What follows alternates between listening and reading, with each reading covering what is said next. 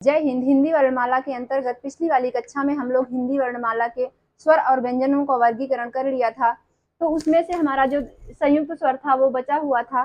तो संयुक्त स्वरों की संख्या कितनी होती है? संयुक्त स्वरों की संख्या होती है 4। इसको जो संयुक्त स्वर होते हैं उनका विभाजन जो किया जाता है वह मुख खुलने के आधार पर किया जाता है। किस आधार पर किया जाता है? मुख खुलने के आधार पर किया जाता है। तो मुख खुलने के आधार पर इसको 4 भागों में बांटा गया है। पहला क्या हो जाता है? पहला हो जाता है समृद्ध स्वर, दूसरा हो जाता है अर्ध समृद्ध स्वर, और तीसरा क्या हो जाता है? विवृत स्वर, और चौथा क्या हो जाता है? अर्ध विवृत स्वर हो जाता है।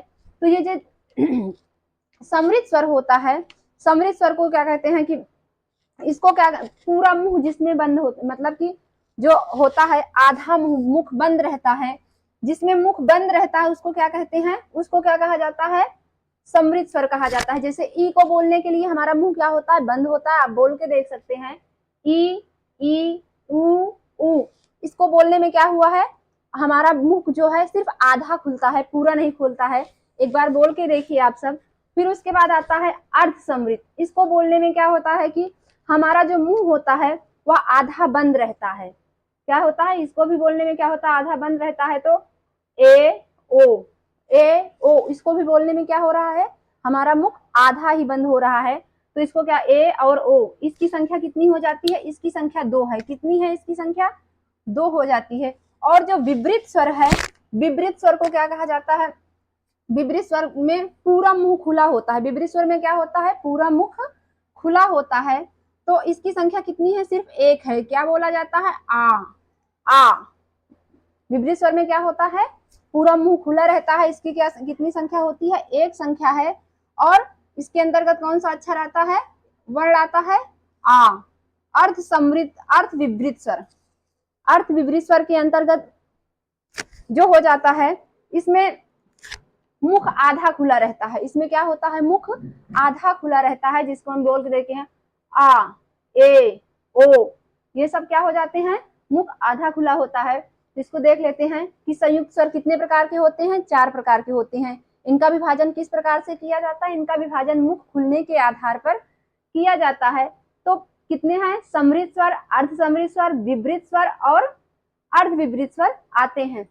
और कुछ हम देख लेते हैं विशेष जो हम पढ़ते थे। जैसे अन और आह को क्या पढ़ते हैं? आयोग वाह पढ़ते हैं। जो हमारी ये सीधी लाइन होती है, आयोग वाह, अन और आह को क्या कहा जाता है? आयोग वाह कहा जाता है, दोनों को मिला के। और जो हमारी ये सीधी लाइन होती है, सीधी वाली लाइन जो है, इसको क्या कहा जाता है? शिरोरेखा कहा जाता है। इसको क्या कहा जाता है? शिरोरेखा कहा जाता है। और जो ये खड़ी वाली लाइन है, जो ये खड़ी लाइन है, इसको क्या कहा जाता है? खड़ी पाई कहा जाता है। और जो हिंदी बोलने में सबसे ज्यादा कमियां हो जाती हैं बिंदी की। हिंदी में कई प्रकार की बिंदी लगती है, तो उसको हम आज बिंदी कहाँ लगती है, क्यों लगती है, इसको समझते हैं। तो जो ये हमारी बिंदी लगती है, इसके ऊपर वाली जो बिंदी है, इसको क्या कहा जाता है? अनुस्वार कहा जाता है। अन के ऊपर जो बिंदी लगी है, इसको क्या कहा जाएगा? अनुस्वार कहा जाएगा। जो आहा के बगल में बिंदी लगी है, इसको क्या कहा जाएगा? विसर्ग कहा जाएगा। क्या कहा जाएगा? विसर्ग कहा जाएगा। और इसको क्या कहा जाएगा? अनुस्वार कहा जाएगा। अनुस्वार।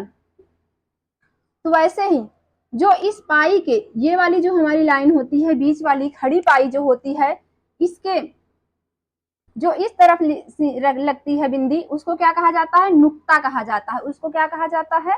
नुक्ता कहा जाता है। जो बाईं तरफ बिंदी लगती है उसको क्या कहा जाता है? नुक्ता कहा जाता है। और जो दाहिनी तरफ बिंदी लगती है उसको क्या कहा जाता है? पंचमा अक्षर कहा जाता है। और जो नीचे बिंदी लगती है, ये जो नीचे बिंदी लगती है, पंचमा अक्षर, मतलब कि जो बाद में बिंदी लगती है, पंचमा अक्षर में ही बिंदी लगती है, उसको क्या कहते हैं? इसको कहते हैं अंगा। इसको पंचमा अक्षर कहते हैं। इसमें सिर्फ अंगा ही एक ऐसा अक्षर है जिसमें बाद में बिंदी लगती है। जो अंगा होता है, काखा गाघा अंगा, उसी के अंदर जो अंतर्गत जो बिंदी आती है, इसी में बाद में बिंदी लगती है। और इसके बाद आता है उच्छिप्त व्यंजन। उच्छिप्त स्वर व्यंजन हो जाते हैं। तो उच्छिप्त में ये ड़ा ड़ा ढा हो जाता है। देख रहे हैं ना?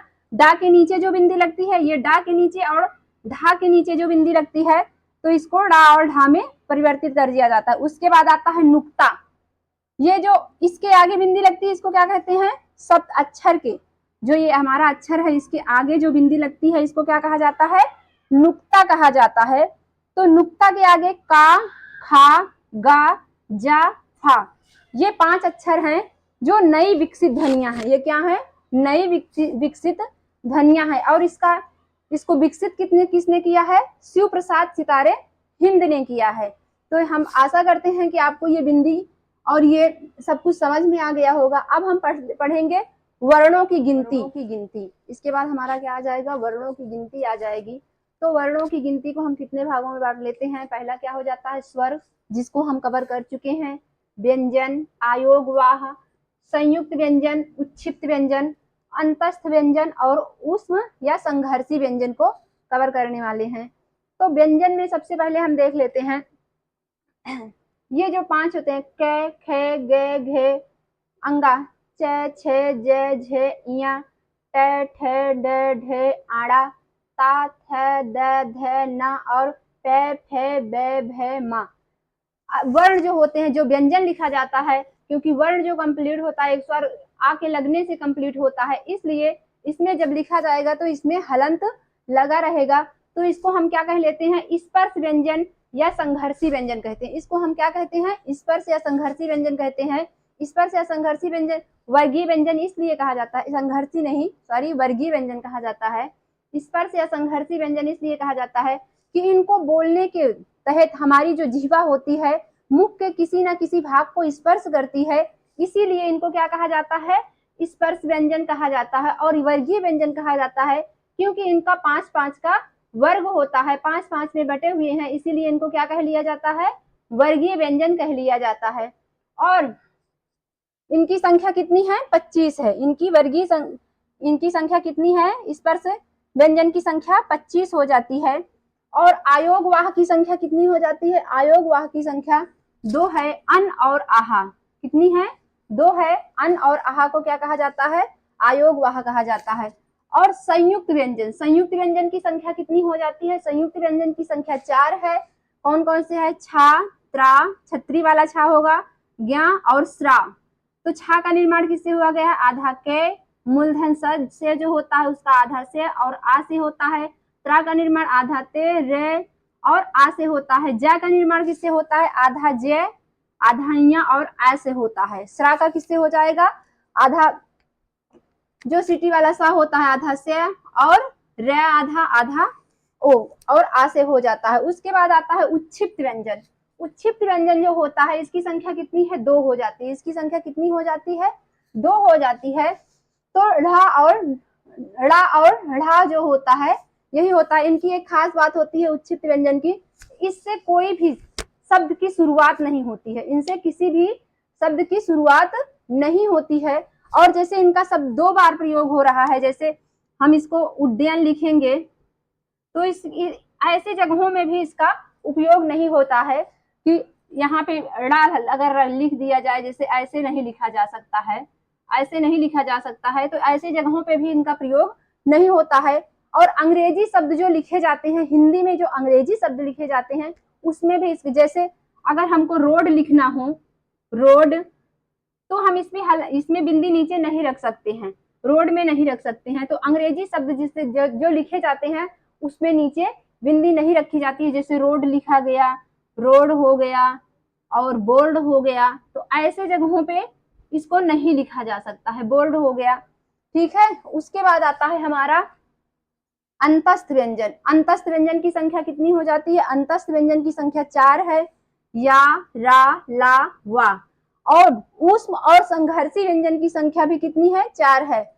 सा, मूलधन सा और हा, इतनी हो जाती है। आगे हम नेक्स्ट पार्ट में कवर करेंगे